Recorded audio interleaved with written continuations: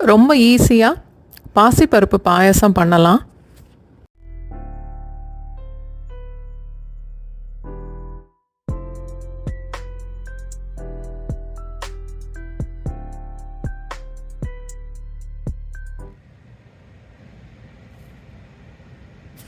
அரை கப் பாசிப்பருப்பு, 120 ml,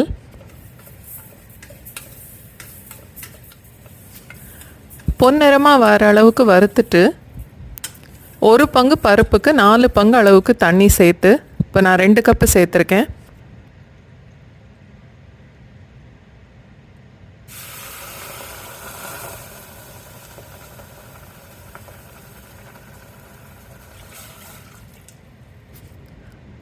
குக்கரில் 3லேருந்து 4 விசில் வரைக்கும் மீடியம் ஃப்ளேமில் வச்சுட்டு அடுப்பு ஆஃப் பண்ணிடலாம்.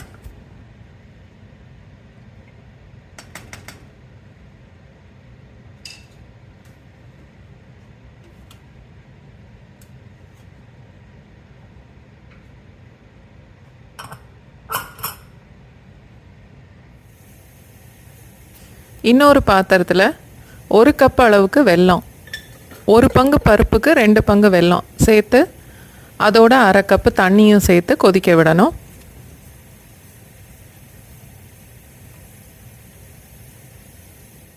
சேனல் சப்ஸ்கிரைப் பண்ணவங்க, லைக் பண்ணுறவங்க, ஷேர் பண்ணுறவங்க, வீடியோ பார்க்குறவங்க எல்லாருக்குமே ரொம்ப நன்றி.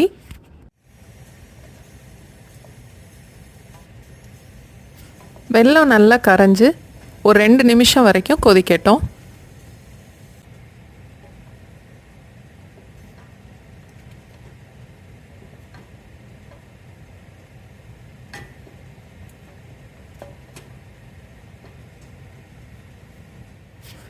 குக்கரில் வேக வச்ச பாசிப்பருப்பு ஒரு 3/4 அளவுக்கு வெந்திருக்கும்.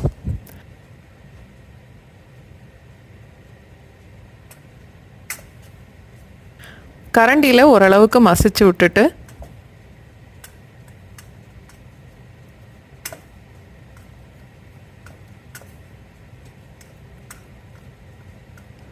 ஒரு கப்பு தண்ணி சேர்த்துக்கலாம். பாசிப்பருப்பில் என்ன சமைச்சாலுமே ஆறுன உடனே கெட்டியாகும். அதனால் இந்த பாயாசமும் கொஞ்சம் தண்ணியாகவே வைக்கலாம். 1/4 ஸ்பூன் அளவுக்கு உப்பு. எந்த ஸ்வீட் பண்ணாலுமே கொஞ்சமாக உப்பு சேர்த்து பண்ணி பாருங்கள்.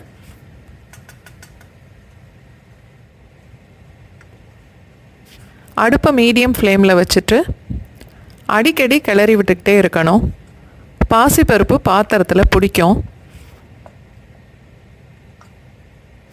கொதிக்க வச்ச வெல்லத்தை இப்போ பருப்போடு சேர்த்துடலாம்.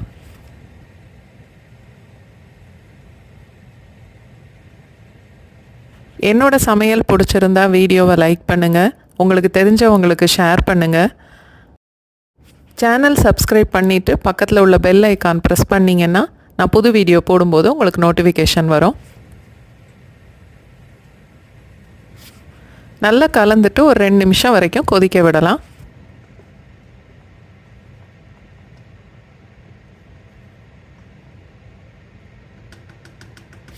ரெண்டுலேருந்து 3 டேபிள் ஸ்பூன் நெய் விட்டு 2 டேபிள் ஸ்பூன் முந்திரி பருப்பு, 1 டேபிள் ஸ்பூன் கிஸ்மிஸ் வறுத்து அதையும் இந்த பாயாசத்தோடு சேர்த்துடலாம்.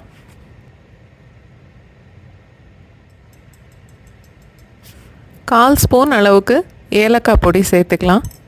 ஏலக்காய் பிடிக்காதவங்க சேர்க்க வேண்டாம்.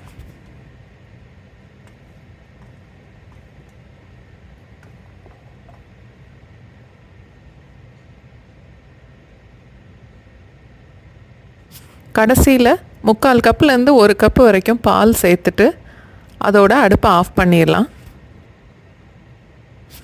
பாலுக்கு பதிலாக அதே அளவுக்கு நல்ல ஃப்ரெஷ்ஷான தேங்காய் பால் கூட சேர்க்கலாம்.